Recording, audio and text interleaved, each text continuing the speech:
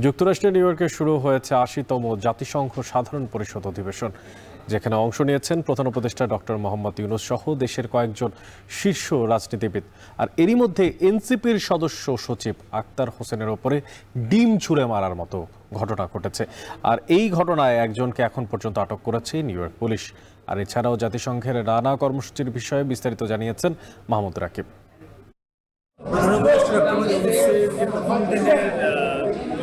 সেটি প্রধান উপদেষ্টা এবং বিএনপি, জামাত ও এনসিপির যে ৬ জন নেতা এসেছেন এবারের এই জাতিসংঘ তার প্রথম বেশ নজিরবিহীন বিশেষ করে আপনি জানেন যে যখন নিউ ইয়র্ক বিমানবন্দরে নামার পরেই সেখানে এনসিপির যে দুজন নেতা এসেছেন যারা তাদের উপর কিন্তু সেখানে বেশ কিছু ঘটনা ঘটেছে, তারা হেনস্থা আমরা দেখেছি যে আওয়ামী লীগ নেতাকর্মীরা ডিম ছুড়ে মেরেছে এবং সেখানে আমরা দেখেছি বিএনপি মহাসচিব বা মির্জা ফখরুল ইসলাম আলমগীর তার সঙ্গেও ব্যবহার করার চেষ্টা করেছে এই যুক্তরাষ্ট্রের আওয়ামী লীগের নেতাকর্মীরা।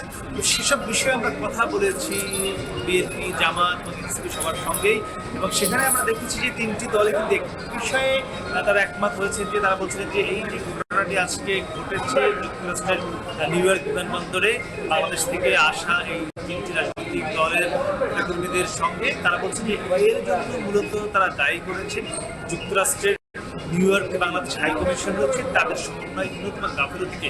তারা বলছিলেন যে সেখানে তাদেরকে নিরাপত্তা দেওয়ার জন্য যে ধরনের পূর্ব পরিকল্পনা এবং পূর্ব প্রস্তুতি দরকার ছিল সেই প্রস্তুতিগুলো বাংলাদেশ হাইকমিশন নেয়নি বলেই তারা দাবি করেছে। খুব নির্দিষ্ট করে আমরা দেখেছি জামাতের নায়েবে আমির ডক্টর আব্দুল্লাহ মোহাম্মদ তাহের কিংবা বিএনপির যিনি এসেছেন ভারপ্রাপ্ত চেয়ারম্যান তারেক রহমানের আন্তর্জাতিক বিষয় উপদেষ্টা এবং আক্তার হোসেন তিনজনই কিন্তু এই দাবি করেছেন।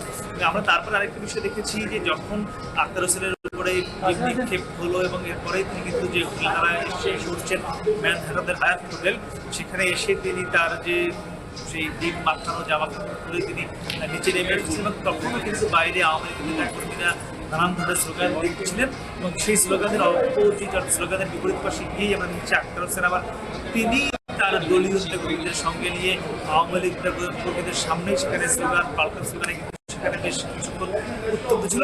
তো সব মিলিয়ে বলা যায় যে ডক্টর মোহাম্মদ ইউনূসের যে এবারে যুক্তরাষ্ট্র সফর 10 দিনের তার প্রথম দিন বেশ নানান ঘটনা এবং অঘটন এবং শঙ্কা সবকিছু মিলিয়ে কেটেছে। আগামী দিন মূলত শুরু হবে একটা আনুষ্ঠানিক কার্যক্রম। আগামী দিন আপনি জানেন যে যুক্তরাষ্ট্রের প্রেসিডেন্ট ডোনাল্ড ট্রাম্প তিনি তার যে আনুষ্ঠানিক সেটা আয়োজন করে থাকেন সেটা তিনি করবেন। এর পাশাপাশি আগামী দিন ডোনাল্ড ট্রাম্পের একটি বক্তব্য দেওয়ার কথা রয়েছে বিশ্ব নেতাদের সামনে, সেখানেও তিনি বেশ কিছু বিষয় তুলে ধরবেন।